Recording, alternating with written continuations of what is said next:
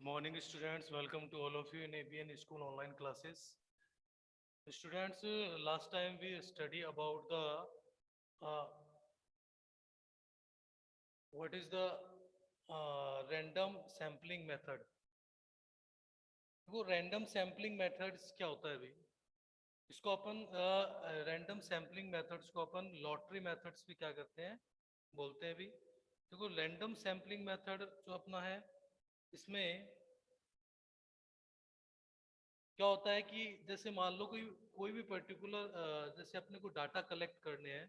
तो वो data collect करने के लिए क्या होता है, एक लॉटरी मेथड, जिसमें क्या होता है अभी कि बहुत सारे मेंबर्स में से अपन क्या करते हैं, किन्हीं सेलेक्टेड मेंबर्स को अगर अपने को सेलेक्ट करना होता है या कोई लिमिटेड मेंबर्स को सेलेक्ट करना है, तो वो लॉटरी सिस्टम के थ्रू क्या होते हैं, स्लिप होती है, और स्लिप में से क्या करते हैं अपन, जितनी उस सेलेक्टेड स्लिप्स को अपन क्या करते हैं, कोई जो भी है उनमें से कोई भी पर्टिकुलर स्लिप्स को अपन सेलेक्ट करते हैं, और फिर उनके बेसिस पे अपन क्या करते हैं, डाटा कलेक्ट करते हैं. तो जैसे मान लो कि फॉर एग्जांपल कि अपन ने 300 पर्सन्स की जो डाटा है उनको कलेक्ट किया, और उनमें से 30 कलेक्ट किया, और उनकी स्लिप बनाकर उनमें से 30 स्लिप्स को अपन ने क्या किया, सेलेक्ट किया. ठीक है, तो वो होता है अपना लॉटरी मेथड. मतलब लॉटरी मेथड के थ्रू आपको क्या करना होगा कि कुछ अप्रोक्सीमेट डाटा लेने होंगे, और उनमें से उनकी स्लिप के थ्रू आपको उनको क्या करना होगा, सेलेक्ट करना होगा. ठीक है, तो वो क्या होता है अपना रैंडम सैम्पलिंग लॉट. ठीक है, इसको बोलते हैं लॉटरी मेथड्स. ठीक, नॉन रैंडम सैम्पलिंग मेथड जो होता है, नॉन रैंडम सैम्पलिंग मेथड्स में इसके अंदर क्या होता है कि कोई भी टोटल, इट मीन्स कि इसमें आपको स्लिपिंग के थ्रू, स्लिप्स के थ्रू डाटा कलेक्ट नहीं करने होते. इनमें क्या होता है कि मतलब आप उनसे क्या कर सकते हो, ऐसे पर्सन जो आपके रिलेटिव्स हैं, आपके फ्रेंड्स हैं, या फिर ऐसे पर्सन जिनसे आप इजीली क्या कर सकते हो, डाटा कलेक्ट कर सकते हो, तो उनके थ्रू आप क्या कर सकते हो, डाटा कलेक्ट करके और ओवरऑल डाटा का उसके बेसिस पे क्या कर सकते हो, कैलकुलेशन कर सकते हो. तो वो अपना क्या होता है, रैंडम सैम्पलिंग मेथड होता है, नॉन रैंडम सैम्पलिंग मेथड होता है. ठीक है, तो नॉन रैंडम सैम्पलिंग मेथड्स के अंदर क्या होता है कि जो भी अपने जितने भी अपने को ओवरऑल डाटा कलेक्ट करने हैं, तो उनमें से जो सेलेक्टेड पर्सन्स होते हैं, जो आप मतलब जो आपके रिलेटिव्स हैं या आपके फ्रेंड सर्किल में है, मतलब जिनसे आप इजीली क्या कर सकते हो, कोई भी पर्टिकुलर इंफॉर्मेशन या कोई भी डाटा है वो आप कलेक्ट कर सकते हो. तो वो तो वो उनसे क्या होता है कि जो तो वो क्या होता है अपना नॉन रैंडम सैम्पलिंग मेथड होगा. ठीक है, तो उसको अपन क्या बोलेंगे, non random sampling method. Next आते हैं अपने स्पेलिंग एरर्स. स्पेलिंग एरर्स, देखो क्या होता है इसमें, स्पेलिंग एरर्स की जो कैरेक्टर्स जो कैरेक्टरिस्टिक्स है, ठीक है,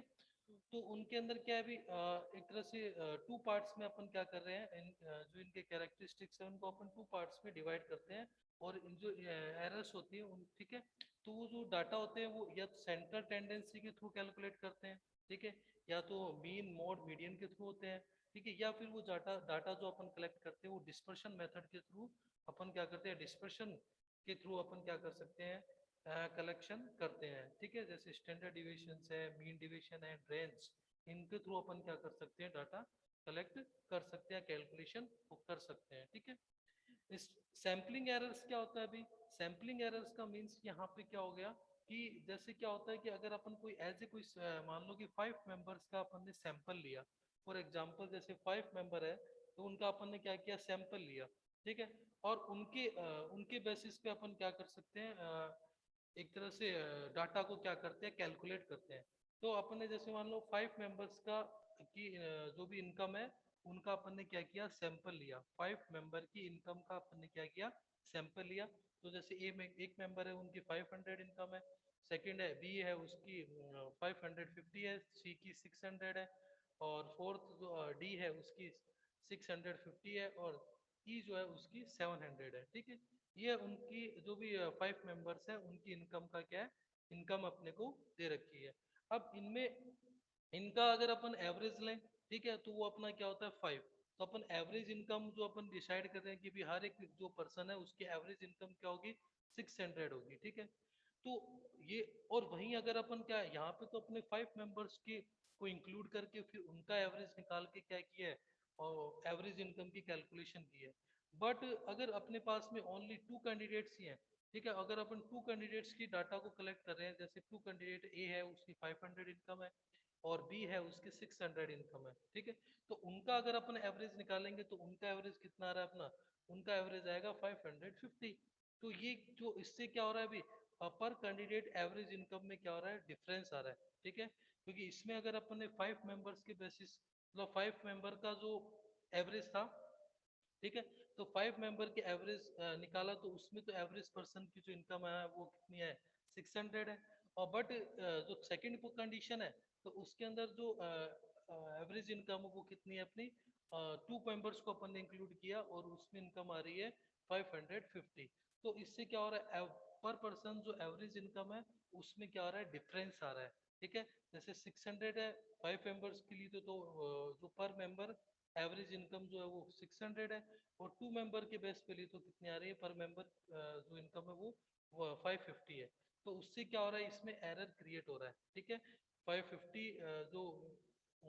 50 रुपीज का क्या आ रहा है, एरर आ रहा है। तो ये इसको अपन क्या बोलेंगे, सैम्पलिंग एरर बोलेंगे, ठीक है ना। तो सैम्पलिंग एरर जो है उसके 2 कैरेक्टरिस्टिक्स अपने को, जो इसमें कैरेक्टरिस्टिक्स होते हैं कि इन पे जो भी डाटा अपन कलेक्ट कर रहे हैं, तो वो डाटा है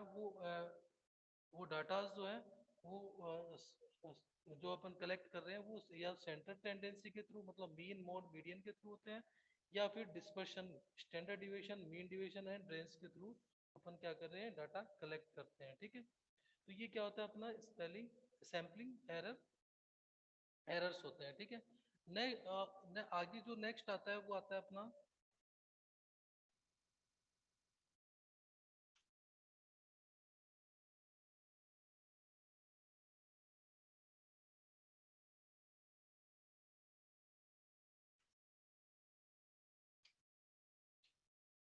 नेक्स्ट, देखो अपने को क्या दे रखा है,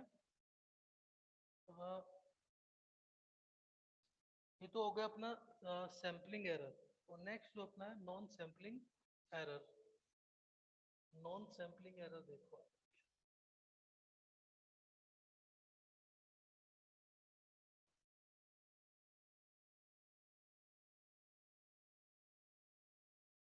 नॉन सैम्पलिंग एरर,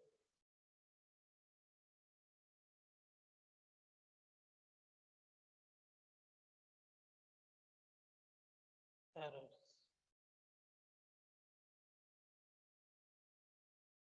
देखो नॉन सैम्पलिंग एरर्स होते हैं, उनमें क्या होता है अभी, फर्स्ट आते हैं अपने सैम्पलिंग, सैम्पलिंग बायोस, सेकंड है नॉन रिस्पॉन्स एरर,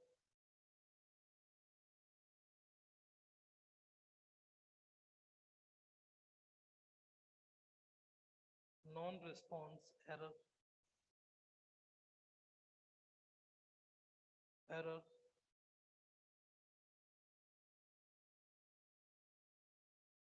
देखो क्या होता है अभी, नॉन सैम्पलिंग एरर है, उनमें क्या होता है कि नॉन, मतलब सैंपल्स के थ्रू अपन क्या कर रहे हैं, उसमें तो अपन ने ऐसे सैंपल लिए और उनके बेसिस पे अपन क्या करते हैं, कैलकुलेट कर रहे हैं। नॉन सैम्पलिंग में एक तो होता है अपना सैम्पलिंग बायोस, मतलब इसमें क्या होता है, जो भी अपन एक तरह से जो भी कलेक्शन अपन कर रहे हैं, डाटाज का कलेक्शन कर रहे हैं, ठीक है, वो डाटाज का जो कलेक्शन होता है वो एक तरह से प्रॉपर वे में कंप्लीट नहीं हो पाता है अभी, ठीक है। तो वो कंप्लीट अगर डाटा अपने को अवेलेबल नहीं हो रहे हैं या कंप्लीट अरेंजमेंट नहीं हो रहा है डाटाज का, तो उस कंडीशन में क्या होता है, सैम्पलिंग बायोस क्रिएट होता है अभी, ठीक है। एंड नॉन रिस्पॉन्स एरर्स में इसका मतलब होता है नॉन रिस्पॉन्स एरर का, कि भी इसमें क्या होते हैं, आप जो भी कैंडिडेट्स हैं उनसे आप जो भी डाटा कलेक्ट कर रहे हो या क्वेश्चन कर रहे हो, ठीक है, उनसे आपको प्रॉपर रिस्पॉन्स जो है डाटा से रिलेटेड जो भी आपको इन्फॉर्मेशन रिक्वायर्ड है, तो वो इन्फॉर्मेशन आपको क्या होती है भी अवेलेबल नहीं होती है प्रॉपर।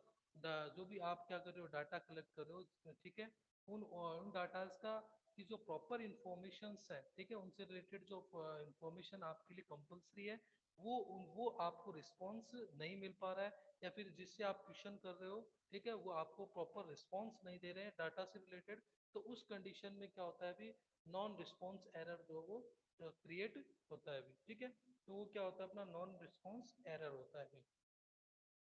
उसके बाद में नेक्स्ट जो आता है वो आता है अपना error in data equation, error in data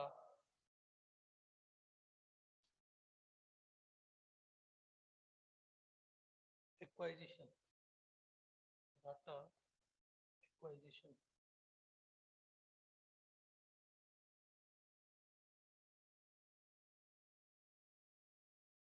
error in data acquisition, देखो क्या होता है डाटास के अंदर कोई मत, क्या होता है कि अपन डाटास कलेक्ट करते हैं, ठीक है। तो डाटास कलेक्शन, तो क्या होता है अभी अपन डायरेक्ट कंज्यूमर से जो या जो पर्सन है उनसे अगर अपन डाटास कलेक्ट कर रहे हैं, तो जो भी डाटा कलेक्टर है उनके थ्रू क्या होता है अभी कई बार डिजिटल प्रॉब्लम्स के थ्रू या डिजिट प्रॉब्लम के थ्रू क्या होता है डिजिट जो प्रॉब्लम है, ठीक है, डिजिट को लिखने से रिलेटेड कुछ प्रॉब्लम हो जाती है, डाटा को राइट करने से रिलेटेड कोई प्रॉब्लम होती है, तो उससे क्या होता है प्रॉपर डाटा अपने कलेक्ट नहीं हो पाते हैं। जैसे फॉर एग्जांपल कि 31 की जगह अपन ने क्या कर दिया 13 राइट कर दिया, ठीक है, कि अपने डाटा तो क्या थे 31 थे, बट अपन ने क्या कर दिया 13 को वहाँ पे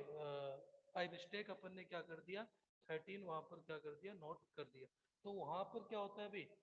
एरर इन डाटा एक्वाइजिशन,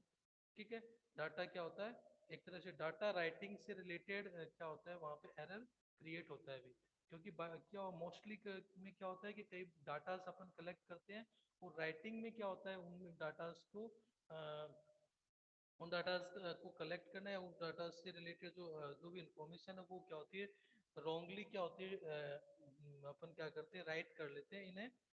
और जो भी डॉक्यूमेंट्स है उनके अंदर, और वहाँ पर क्या होता है वो एरर क्या होती है क्रिएट होती है भी, ठीक है। तो वो क्या होते हैं अपने एरर इन डाटा एक्वाइजिशन, ठीक है। उसके बाद में मतलब उसके बाद में नेक्स्ट लास्ट जो अपना टॉपिक है वो है census of India and SS,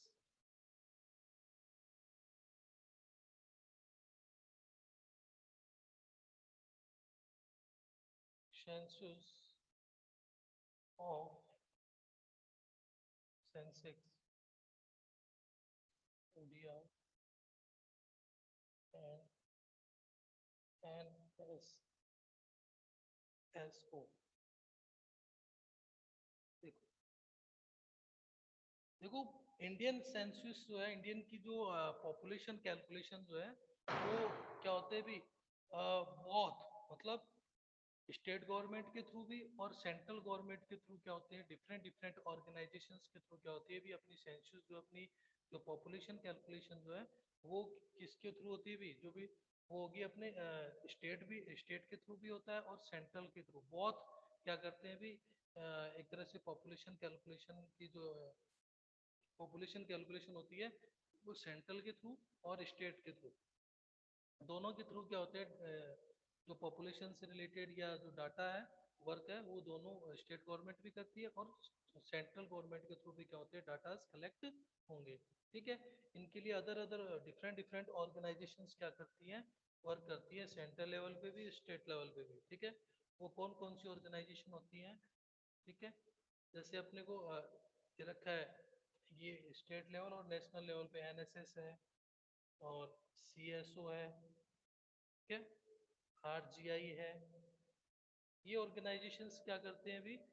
population से रिलेटेड जो डाटाज है उनको कलेक्ट करते हैं और उनके बेसिस पे क्या करते हैं अभी एक तरह से जो भी अपनी जो कैलकुलेशन होती है चाहे वो टोटल पॉपुलेशन से रिलेटेड जो कैलकुलेशन है,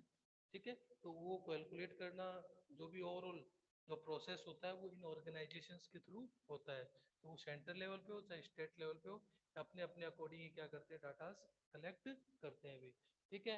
अपनी जो फर्स्ट टाइम जो सेंसस या पॉपुलेशन जो कैलकुलेशन हुई थी पॉपुलेशन कैलकुलेशन जो हुई था वो हुआ ना 1951 के अंदर, ठीक है। फर्स्ट टाइम जो पॉपुलेशन कैलकुलेशन हुआ वो 1950 में क्या किया गया था स्टार्ट हुआ था, ठीक है। और एवरी 10 ईयर में क्या होता है अभी अपनी पॉपुलेशन कैलकुलेशन होती है, पॉपुलेशन का कैलकुलेशन होता है और लास्ट टाइम ये 2011 में क्या हुआ पॉपुलेशन कैलकुलेट हुई है, ठीक है। और उसके अकॉर्डिंग आपको बताइए ये वन 121.09 करोड़ जो है वो इंडिया की पॉपुलेशन है 2011 के अकॉर्डिंग। ठीक है, तो ये क्या होते हैं इसके ओवरऑल, ये जो चैप्टर है उससे रिलेटेड आपको टोटल इंफॉर्मेशन दी है। ठीक है, ये चैप्टर अपना यहाँ पे फिनिश होता है।